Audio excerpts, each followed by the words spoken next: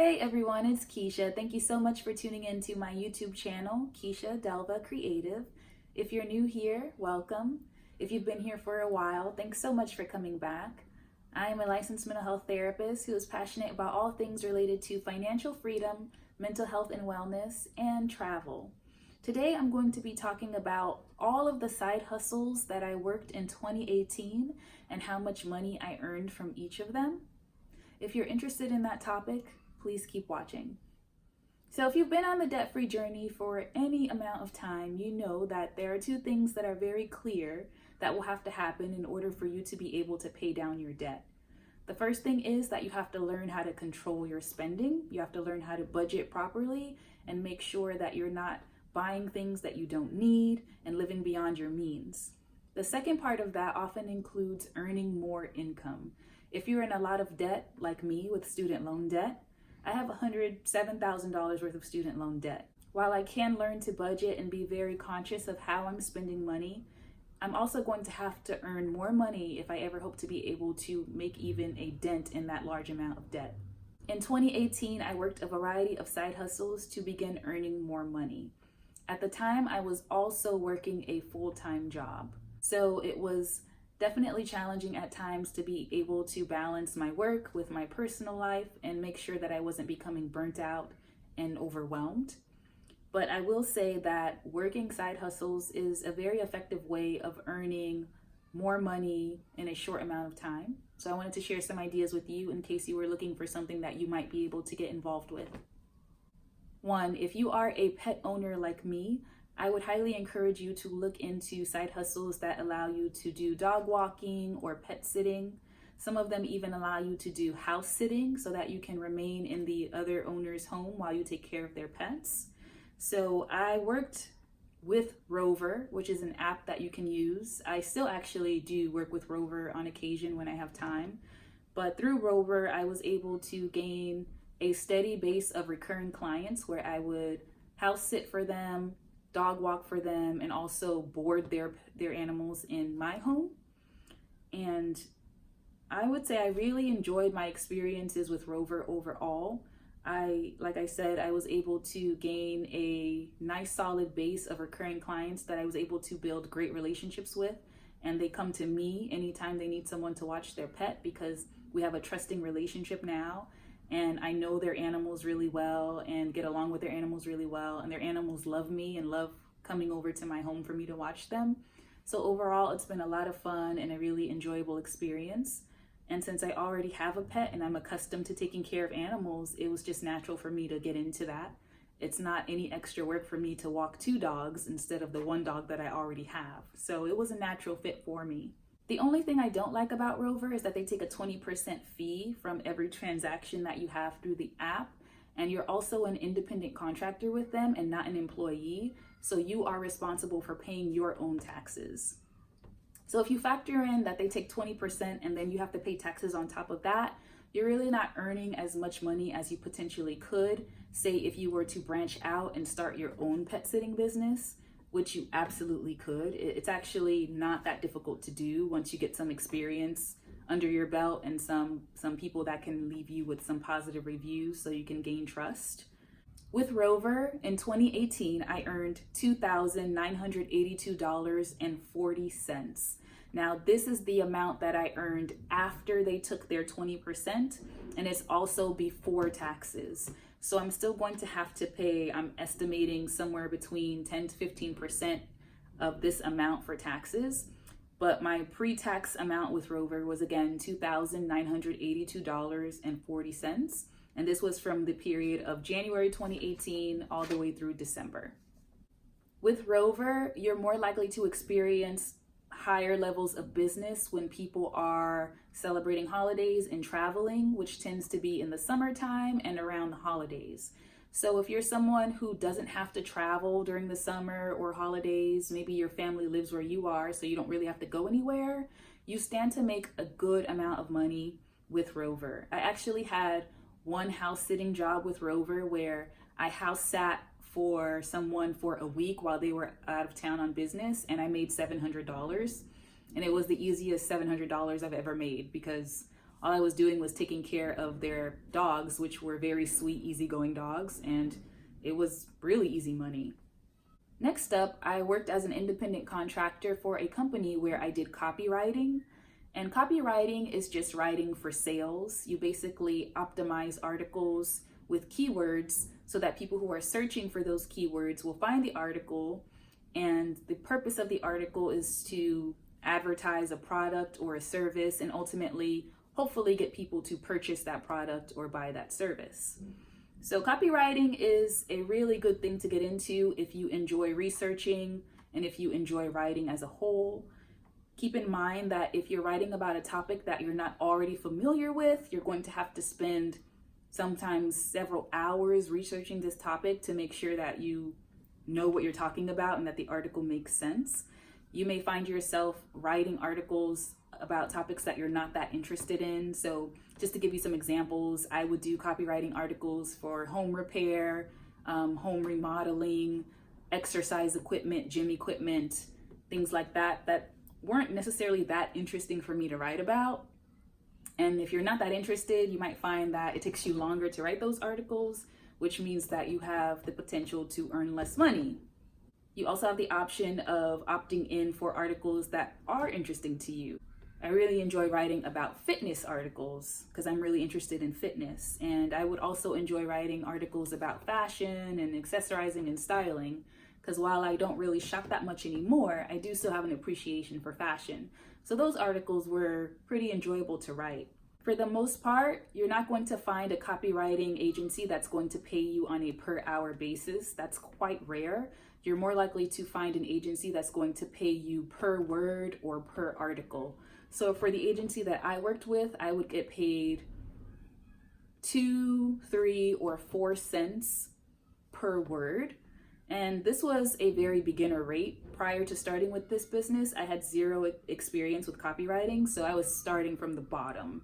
So remember, if the article is going to take you more time to research it, then you're actually going to be making less money per hour. When you get to the point that you're really experienced and you're really fast, and perhaps you're writing in a niche that you know a lot about, you can start pumping 1,000-word articles out every hour. And that way you can earn upwards of $30, $40, or $50 an hour when you become experienced. So it can be really good money if you don't mind writing about topics that are boring to you or don't interest you or really tedious writing.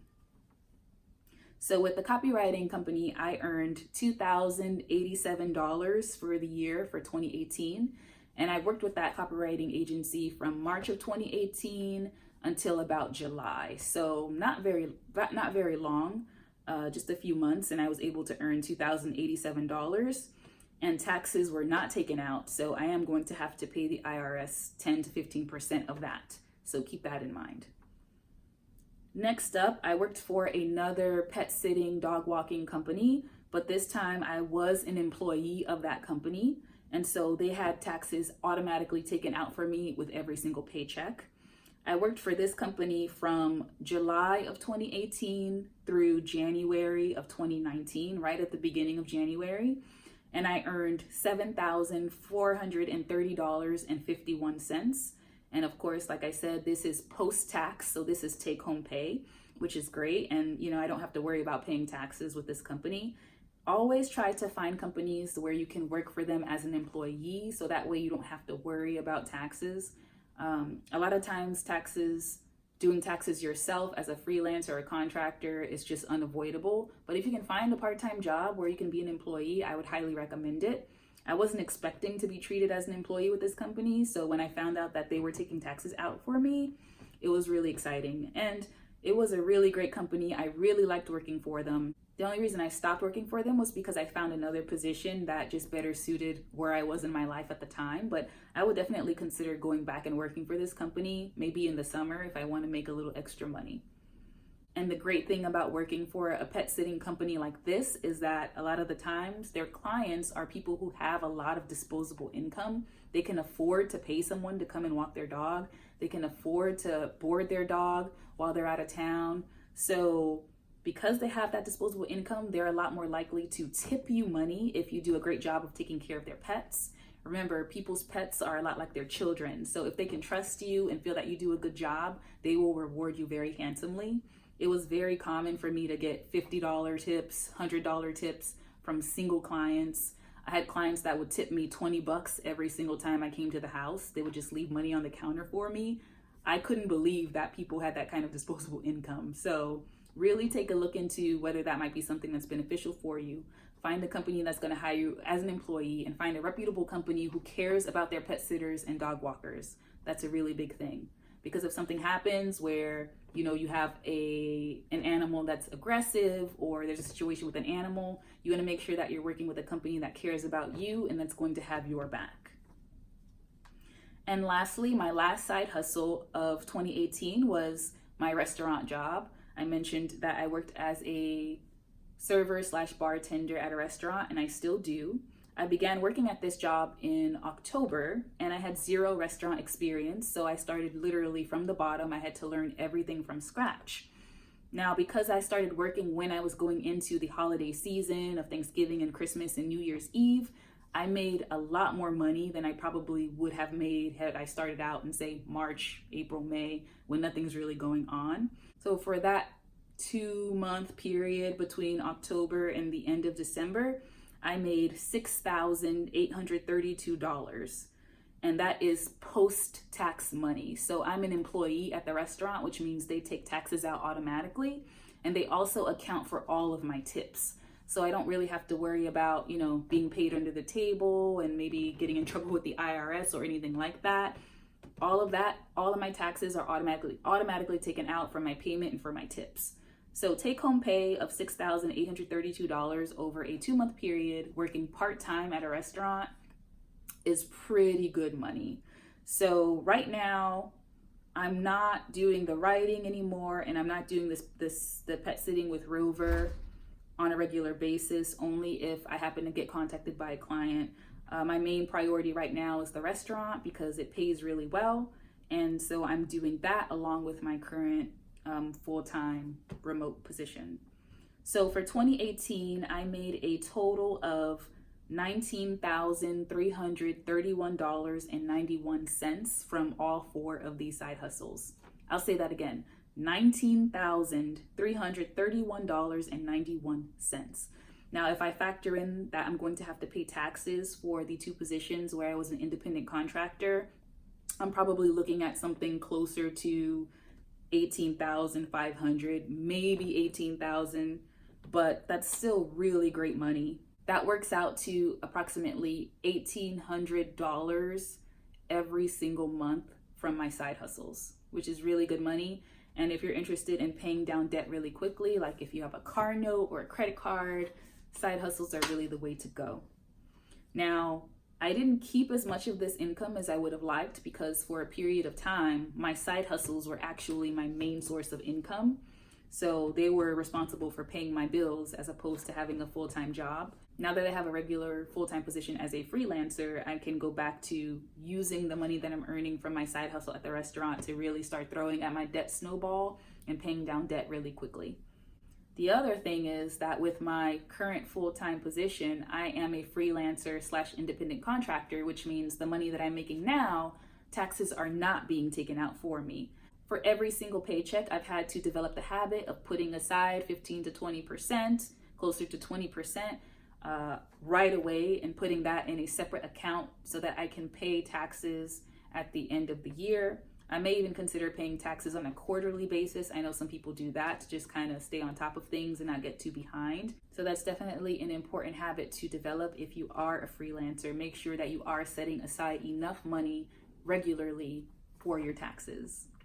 All right, everyone, that's all I have for you today. If you enjoyed my video on all of the side hustles that I worked in 2018 and how much money I made from them, please be sure to give this video a big thumbs up. And also comment down below to let me know if you have any side hustles, what kind of side hustles you've done in the past, and maybe share some good examples or ideas for other people to look into if they want to make a little bit of extra money. Please subscribe to my channel if you haven't already, but you really like my content, and share this video with anyone that you think might find it helpful. I will talk to you all really soon in the next video. Thanks for watching. Bye.